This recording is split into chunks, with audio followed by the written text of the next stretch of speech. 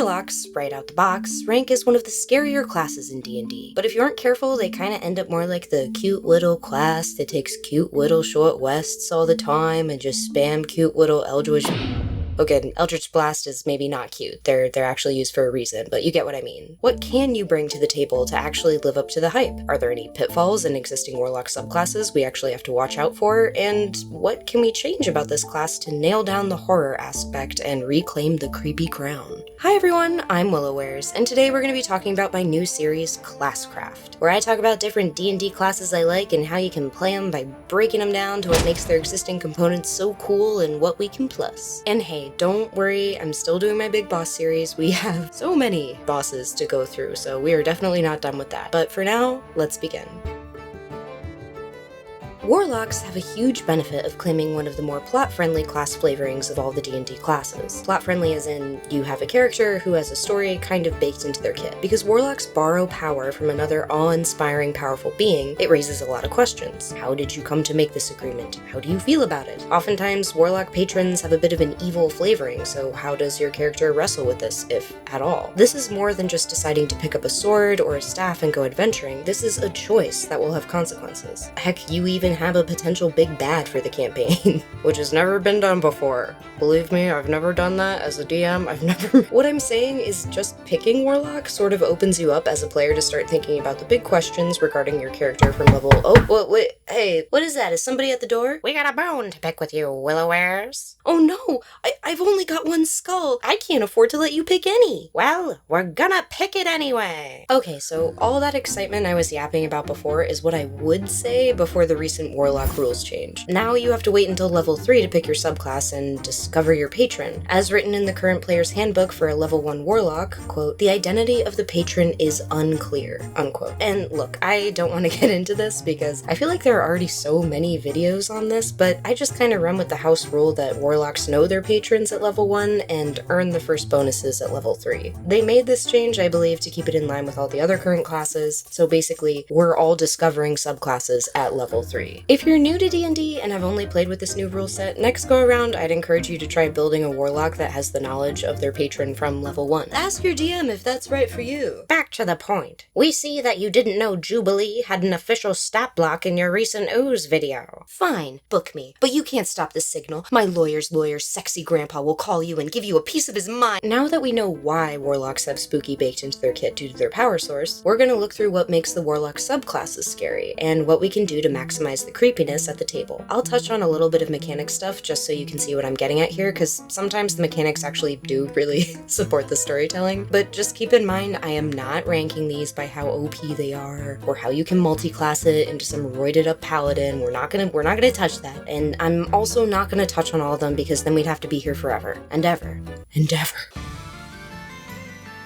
Alright, and then now we're gonna look at Warlock subclasses. The Archfey Warlock has this cool vibe at the table that it's kind of like this super tricksy, slippery kind of player. Like an eel with fairy wings and sparkles on it. Even pretty close to out the gate if you're starting from level 1, but right out the gate if you're starting from level 3. You get the feeling for the type of combat you can take advantage of with the Steps of the Fae feature, which, fantastic. Ooh yeah, you're just bamfing all around the battlefield. Like the Eladrin Phase Step bonus action, it also gives you the option to affect other players or enemies on the field, so kiss love. It's the big stepper class. But like all the way back in my Fae video, I think it's both important as a DM and as a player to kind of read the room as to how the campaign and table is viewing the Feywild. Newer players that are not familiar with the D&D Feywild and Fae might think more of like nice fairytopia and less of... So a lot of that creepiness is dependent on table and DM buy-in. You as a player can sell that through working with your DM to describe your character and patron. Play up the fact that you embody the trickery, manipulation, and underhandedness of the Feywild.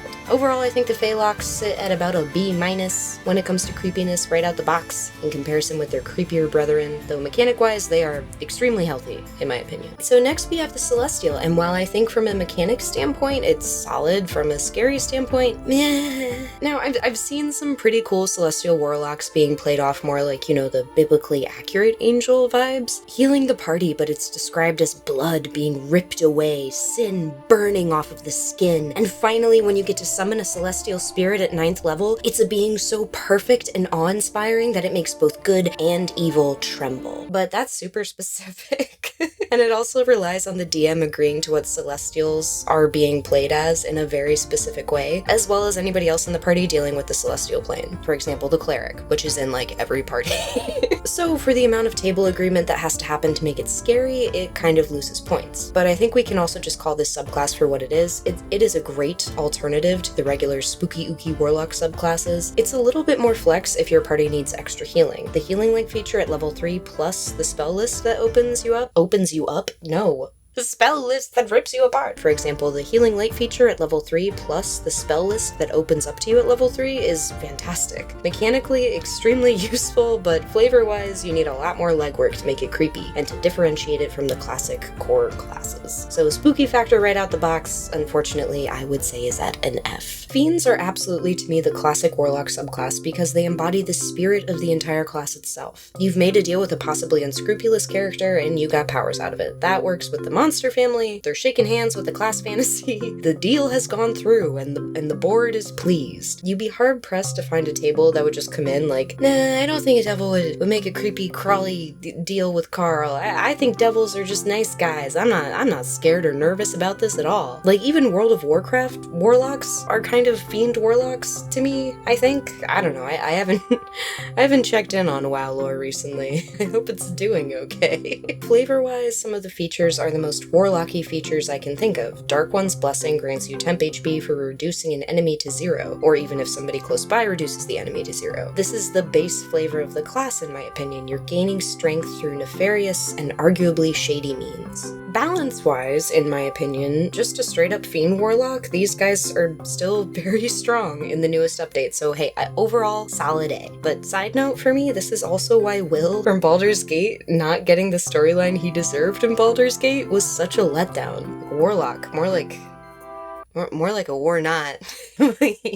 Oh, I'm tired. Next, we have the Genie Patron. The Genie Patron for Warlocks offer a very neat 3rd level feature, which is essentially like a short rest genie bottle type situation. And short rest being something that's super valuable to Warlocks. That's pretty useful. If you're creative, it can get you around places or get you out of sticky situations and store stuff. That's also useful. Later on, you take more of that elemental identity that genies from D&D have, gaining corresponding resistance to earth, fire, water, heart, or whatever, and you can freaking fly, which is dope. But combined with the change of revealing your patron's identity further down the road, I don't know if it's really like a fun choice to leave that later, but believe me, I can see the mechanical reasoning. It just feels like the identity comes a bit later for me. However, like the Archfey, I think this subclass also needs a lot of thematic scaffolding to prevent it from being just like kinda cutesy fun. Forgotten Realms describes Jinn and Genie as elemental forces, and some of them are even aligned like chaotic good. Thematically, overall, I just love to see more Genie Jinn lore kind of center on horror within D&D. I feel like the scariest we get within D&D lore really comes close thematically to fiends. So I'd be interested to hear how you made your Genie Warlock creepy, because certainly outside of the Forgotten Realms, it's a very powerful group of beings that have a lot of history and legend behind them. Under the Shadow is a horror movie that's been on my list for a while that apparently deals with this, so I'm excited to deal with some true Jinn horror, but I'd be interested if anybody here had any other recs for any scary movies within that sphere. But right out the box, we're just gonna have to rate him as a C. Greater old Warren. Also called the Gulock. Not gonna say Gulag. Also called the Gulock. This is one of my favorite Warlock subclasses, and boy, boy howdy, am I just gonna be unfair with how much I like the flavoring of this class. To me, thematically, the Great Old One is so quintessential to Warlocks. When I think of Warlock subclasses that flavor-wise feel the most Warlocky to me, it's Fiend, Great Old One, and maybe Hexblade, which we'll get to in a moment. For that player, you know that every time they hit something and you ask them to describe what it looks like and then they panic and they go, oh, I don't know, I hit it. With the great old one Warlock though, oh baby, that it is not a problem anymore. It's like a magic bullet for that. There's something in our collective DNA that the second you say, this is an abomination giving you powers, players just know exactly what to describe. So before, when you were kind of worried about Tim from accounting actually liking the D&D experience, suddenly he's off to the races and all he wants to talk about is D&D, and then he stops doing accounting, and then the company goes up in flames and bursts into $1 million. Okay, but if we also want to briefly touch on the spells, mechanics, etc., to me, the Great Old One is a patron that's been built from the ground up to be a creepy one. So much of the Great Old One is steeped in like a psychic damage flavor, and I do feel like every feature holds up to that. Thought Shield at level 10, for example, is not only useful for political campaigns, but adding on that psychic damage you take is also taken by the attacker. Oh, it's so good. I give this one an A, and if I let my bias speak for me, it would have been an A+, but I feel like somebody would have gotten mad at me for it, so I'm not gonna do that. And finally, Hexblade. It's fun because, well, it was one of the most fun subclasses for multiclassing. But remember the change I talked about earlier with the whole, like, we're getting the subclasses at level 3 stuff? Well, a couple of other things were moved around too, but a lot for the Hexblade. So before the recent updates, I would say retooling the Hexblade Warlock would have been a fun project in the future because while it's a neat subclass, the benefits of using it more as a multi-pass, multi-class vehicle seem to have eclipsed it a little bit. I'll be interested to see if these newer changes, when they're finally officially all baked and prepped, etc., will convince people to actually just play a straight Hexblade Warlock all the way through, because I do kind of have a suspicion that it was retooled for that very purpose, but I don't know, I'm not in their heads, so. But hey, you didn't come here for balance. You came here for vibes. So more importantly, the spooky part of this class, and the Hexblade to me is the magic sword class. It's a fantasy trope that doesn't get old.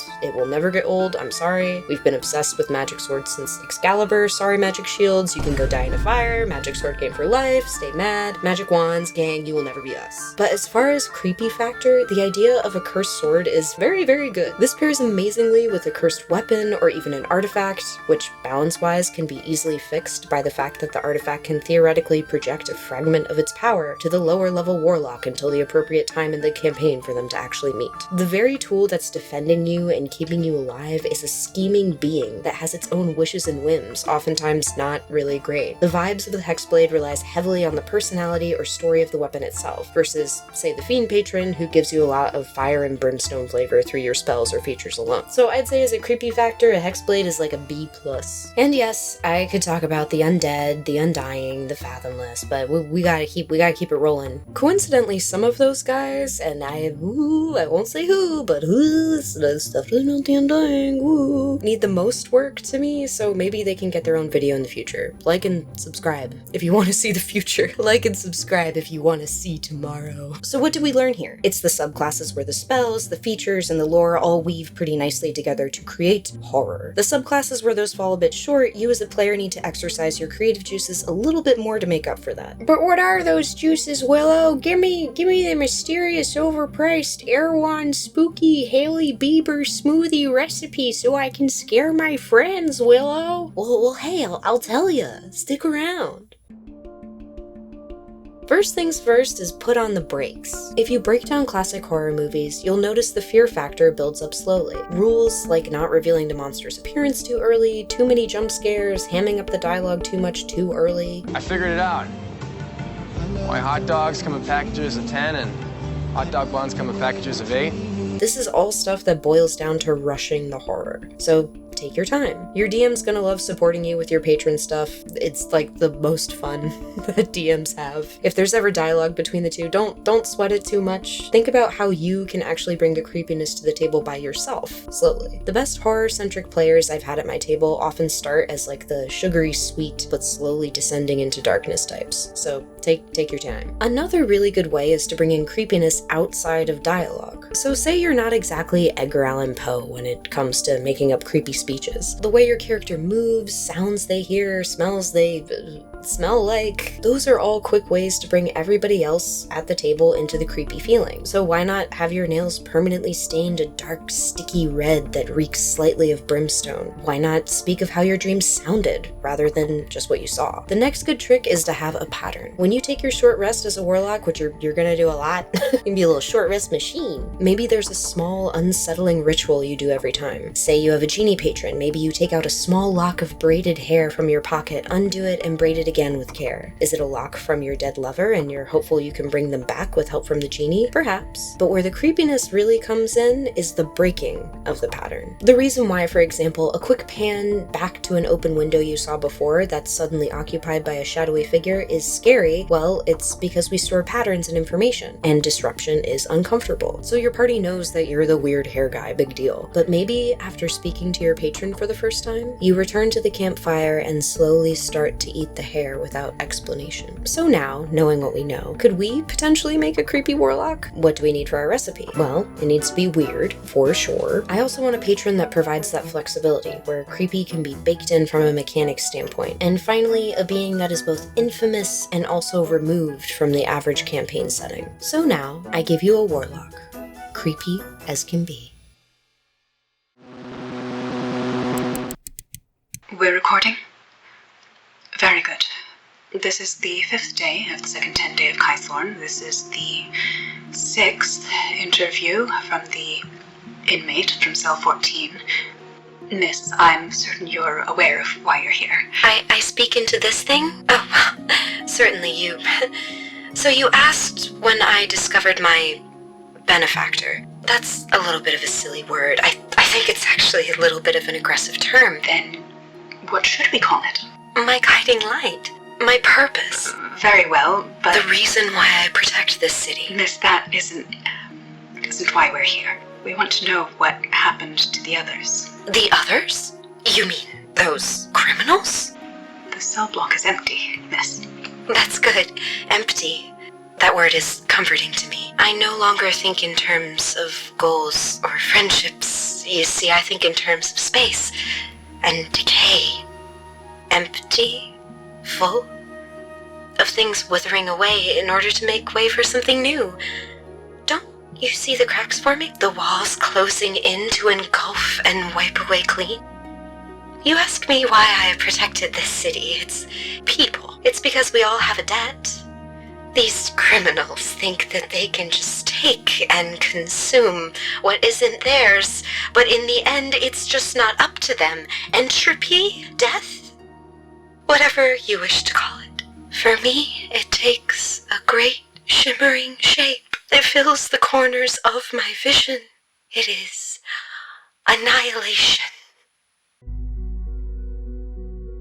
Annihilation warlocks are defined by their bond to an unpredictable, dispassionate force of destruction, our very own blob of annihilation. Within them is a fragment of the infamous ooze, and with it comes a gnawing urge to consume and destroy. That's right, baby, the blob of annihilation. You thought that I forgot. To me, it was just too cool of a guy not to have a little extra love in the Willowares verse. Willowares verse? Willowares world? The Marvel Cinematic Willowares. It's literally described as, quote, cosmic decay fused with the remnants of fallen gods, unquote. That's so warlocky to me. It's corrupted, powerful, and more of a force of nature than anything else. Annihilation warlocks take particular offense to forces that are not their own cosmic death entity that's causing destruction, as they believe to be the correct purveyors of doom. To some Annihilation warlocks, death is a privilege to be doled out only by those who respect the great entropic nature of the universe. To others, the patron of Annihilation appeals to a nihilistic nature, and even some desire to harness the infamous ooze's power to finally wipe out their enemies for good. And hey, we did it! And for the steep extra price of extra super duper free, I've included the Annihilation Warlock in the description below. And for my patrons, I've created a mysterious amulet your Warlock can use. Ooh, And hey, if you want to listen to more creepy stuff, you can check it out here on my channel, or just like and subscribe to enter a pact with me, and I'll be your patron, and I'll be the worst one. I hope you like this one, guys. Going to Gen Con was absolutely amazing. I know I talked about it on my community post, but I actually met some of you, and you were all so sweet and kind. So thank you, I appreciate it. I'll see you the week after next. Goodbye!